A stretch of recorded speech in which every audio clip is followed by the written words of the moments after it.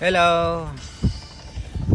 George Moto again. So magbablog kami sa part 6 namin na vlog para idugtong namin doon sa pag-interview natin kay Filipina teacher dito sa US. So unang tanong, ready ka na? Unang tanong, Hangin. ano naman ang bawal gawin dito sa US student na ginagawa mo naman sa Pinas? Bawal. Yeah. Dito sa US, bawal mag-pray, bawal manalangin, bawal pag-usapan yung tungkol sa religion, Jesus. tungkol kay Jesus, tungkol kay God. Bawal yung politika. Bawal din yung magsabi ng about sa mga LGBT. Bawal yun. Bawal din magsabi ng mga word Discrimination. na discriminating, like halimbawa sa kulay, mga itim, bawal mo silang tawagin na ganyan.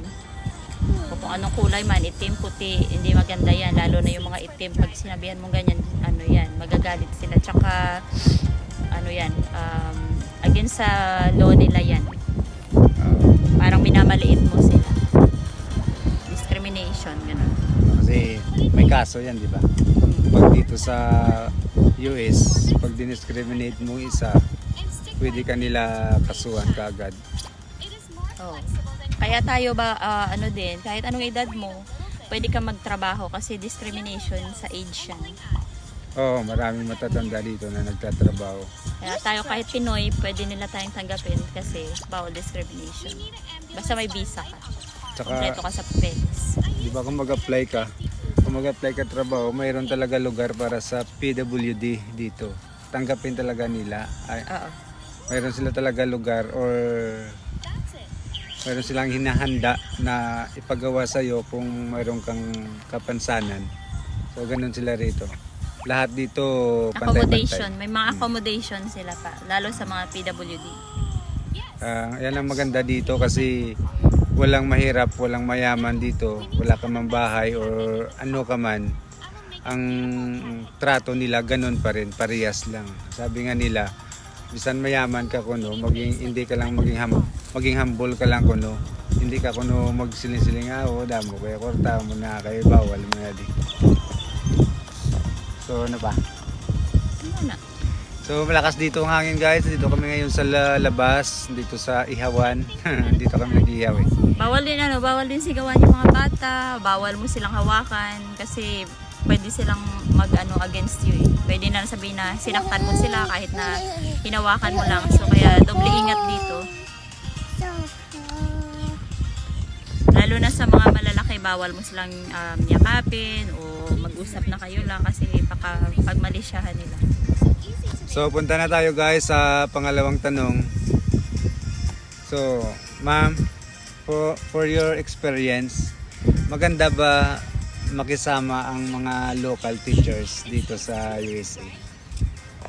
Well, nakakaantok yung hangin. Anong tanong? Maganda ba makisama yung mga local teachers dito sa Amerika? Oo, sa school ko, okay silang lahat. Wala akong dyan na kahit isa ha. Mga more than 50 yung mga teachers dyan sa school. So, wala akong na-encounter dyan na isa na nag-snub, yung nagmamataas. So, talagang mababait silang lahat. Walang discriminating, gano'n. So, kahit anong tanong mo, willing silang sumagot. Kaya yung maganda dyan, yung support system ng mga admin tsaka app na mga staff sa school, todo support sila sa'yo. Kaya kahit anong mga tanong mo, ilista mo lang o kahit anong maisip mo na itanong sa kanila, willing sila sumagot at mag-guide sa'yo.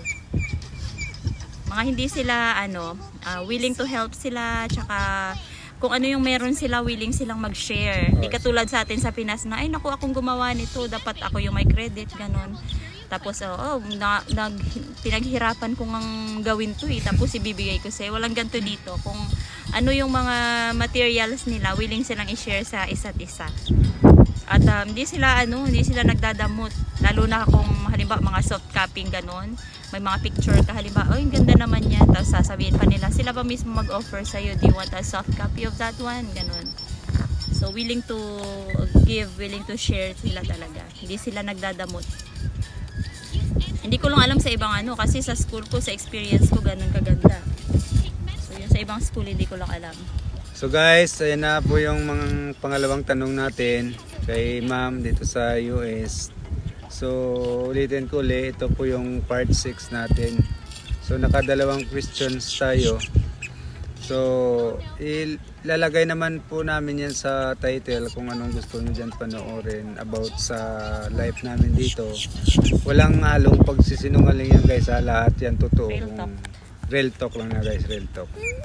Kasi hindi kami sanay magsinungaling kung wala, hindi kami nagsisinungaling. Gawa ng kwento. Ganun. Hindi kami gumagawa ng kwento, hindi kami nagpipiling victim.